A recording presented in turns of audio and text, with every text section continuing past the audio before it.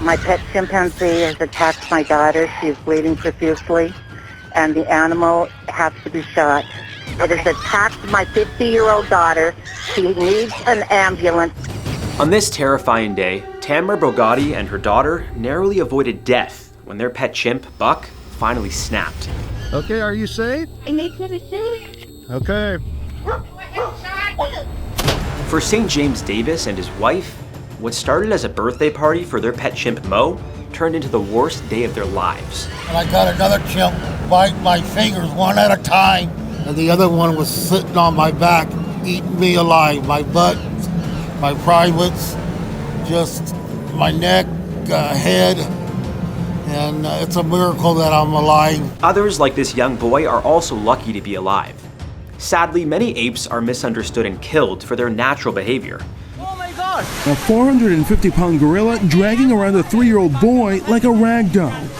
This morning, the Cincinnati Zoo defending its decision to put down the 17-year-old endangered silverback named Harambe. Today we'll look at 4 more of the most unsettling ape attacks and show you what you'll need to know to survive one.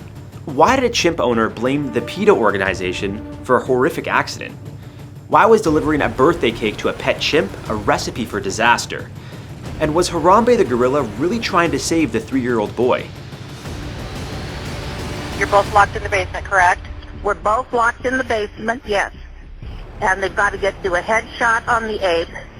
Don't say, oh, it's cute, or come here. It will attack them. Unlike dogs, apes don't make great house pets. People often adopt or buy a chimpanzee when they're babies, thinking they can imprint on them as parents. But while they may be cute and cuddly in their youth, they can quickly grow to 100 pounds or more, but it's not their size that poses a threat. When fully matured, chimpanzees can be 5 to 6 times stronger than the average human. They can also carry disease and dangerous bacteria and not even show symptoms. We're talking herpes, tuberculosis, and simian immunodeficiency virus. And if they lack a healthy social life with other chimps or feel threatened in any way, they're known for aggressive outbursts, sometimes fatal ones. Our first attack survivor got caught in the middle of one, leaving him with scars that will haunt him forever. St. James Davis, a NASCAR driver, traveled to Tanzania, Africa in 1967. Upon his return home to California, his girlfriend at the time, LaDonna, was greeted with a surprise that would change their lives forever. During St. James's Africa trip, he came across a mother chimp giving birth in the wild. Moments later, he witnessed something utterly shocking. I saw the poachers shoot chimps and I saw Mo's mom give them birth, and the poacher come up and chop their head off, her hands and feet. They saw me, excuse me, I'm out of here. St. James couldn't sleep that night, and the next day he decided to return to the scene. He found an orphan chimp in distress, lying next to his dead mother.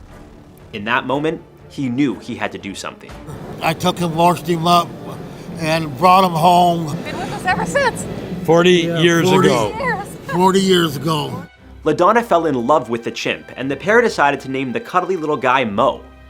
St. James and Mo formed a loving bond, and he would often carry him in a sling around his chest as he worked in his auto body shop. Mo the chimp wasn't treated like a regular house pet. Instead, Davis and his wife raised him like their child. From sitting at the kitchen table to sleeping in their bed, Mo even learned how to use the toilet. 2 years later, St. James and LaDonna got married, and Mo was both the flower thrower and St. James's best man. In 1977, when Mo was 10 years old and much larger, he bit a woman's finger. This incident inevitably led to a lawsuit, which included an attempt to remove Mo from the Davises' possession. But after seeing Mo's tame, human-like behavior, the judge dismissed the case. In 1998, Mo escaped from his cage, and it took numerous police and animal control officers to apprehend him. He was returned home, but not before he dented a police cruiser and mauled an officer's hand. A year later, Mo bit a visitor's finger after she put her hand in his cage, ignoring the Davises' warnings not to do so. Following the attack, Mo was moved to an animal sanctuary to live with other chimps. The Davises still visited him regularly, but on his 38th birthday, the unthinkable happened. When I looked around, I knew we were in trouble. Yeah. And they came after you first? Yes. I was between them and James, and they came at me first and got my thumb, and he pushed us apart, and I went backwards. And when I went backwards, they went after him. Otherwise, I probably would have got the blunt of the attack. On March 3rd, 2005, the Davises brought a cake for Mo to celebrate his birthday. Although Mo didn't share a cage with the other chimps at the sanctuary, they were all kept in the same area. So when his adoptive parents sliced him a piece of cake and handed it to him through the cage, the other chimps weren't too happy. So you have this thing that's not a dog, it's not a person. It's this weird in-between thing. It's an animal, but it's also intelligent. And so when you do something for someone else, but you don't do something for them, they get rage, like horrific rage. Before they knew it, 2 male chimps had broken out of their cage and started to attack LaDonna and St. James. St. James pushed LaDonna under a nearby table and saved her life, but at a significant cost to his own. He stuck his thumb in my eye and peeled off this side of my face over my other side of the face. Then he drugged me, bit off my heel, and he drugged me down a hill 30 feet. So impacted with dirt and mud. It took him a long time to really clean me up. Upon hearing LaDonna's screams, a staff member quickly ran over. Shocked by the horrific scene, they grabbed a handgun. The sanctuary ranger managed to shoot one of the chimps, while the other pulled St. James's bloody body away in a frenzy. Moments later, the second chimp was shot dead.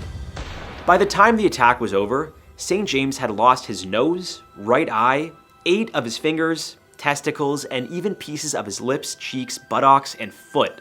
Thankfully, because of her husband's quick thinking, LaDonna only walked away from the horrific incident with a missing thumb. Craig Stanford, a professor of anthropology and biology at the University of Southern California, argued that the attack was to show Mo, the new male chimp, who was in charge.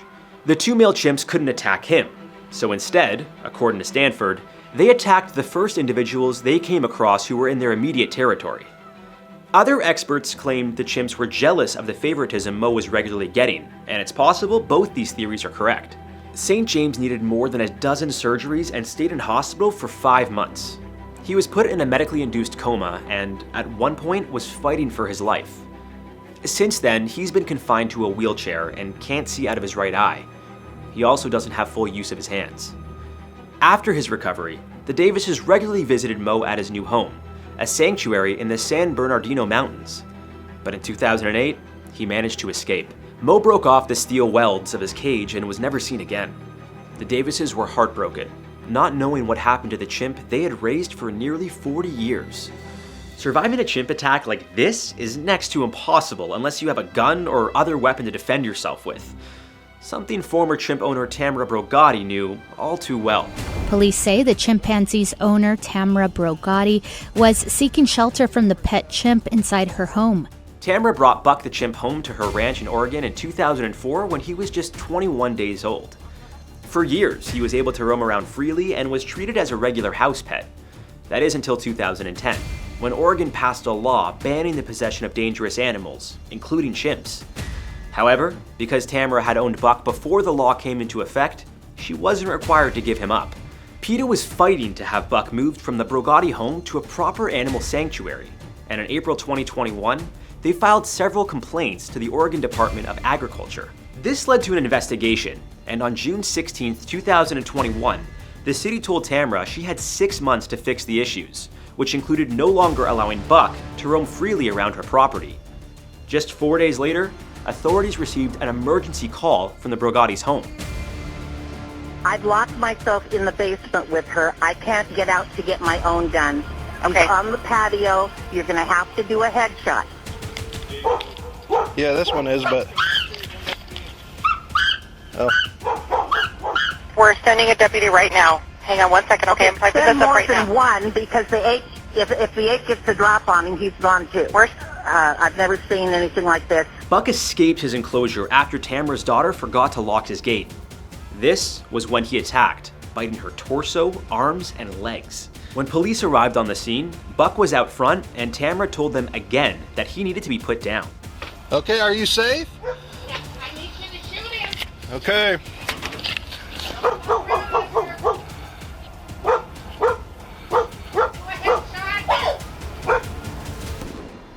After Buck was shot and killed, Tamara and her daughter were taken to a hospital and treated for their injuries. PETA blamed Tamara for Buck's death, claiming she had violated the requirements of his permit and deprived the social animal of interacting with other chimps, which may have led to his outburst. Tamara took no responsibility, instead blaming PETA for filing the initial complaint and the Oregon Department of Agriculture for not allowing Buck to roam freely around as he did before, which led to his agitation. Often, human error or ego leads to the tragic loss of an animal's life in situations like these. From thinking wild animals can be tamed as pets to neglecting your child at the zoo, the sad reality is that it's usually the animals who have to suffer from our behavior. Harambe was born at Gladys Porter Zoo in Brownsville, Texas on May 27, 1999. As he continued to grow, it was determined he needed a bigger space to accommodate him. Experts also decided he had to learn adult gorilla behavior, which required him to be around other grown silverbacks. This led to his move to the Cincinnati Zoo on September 18, 2014. Just one day after his 17th birthday, Harambe became an internet sensation following an incident that should have never happened. A 450-pound gorilla dragging around a 3-year-old boy like a rag doll. This morning, the Cincinnati Zoo defending its decision to put down the 17-year-old endangered silverback named Harambe. While visiting the zoo, a 3-year-old and his mother went to see the gorillas. The child climbed over a 3-foot fence, through 4 feet of bushes, and fell 12 feet onto a moat, separating the gorillas from visitors. Zoo staff immediately tried to get the gorillas back into their enclosure, which 2 females obliged. The only male gorilla, Harambe, decided to check out what the commotion was all about. At one point, the primate stops and appears to hold the child's hand, later propping the boy up from behind and eventually dragging him all the way to the other side of the cage. After 10 excruciating minutes, officials made the decision to shoot and kill him, saying that a tranquilizer dart would have been too risky. Following the incident, Harambe became a name known around the world. Some felt the zoo's response was unethical, while others blamed the child's mother for allowing the boy to fall into the enclosure in the first place. Experts defended the zoo's actions, even though they were sure Harambe didn't mean to hurt the boy. They made the absolutely right decision. I need to let you know that that gorilla had no intention of hurting that child, and I don't think anybody believes that. However, that gorilla was disoriented, he was agitated, he didn't understand his strength. Was killing Harambe the right move? Let us know what you think in the comments. Days after the incident, online petitions started popping up calling for the mother to be held responsible for Harambe's death.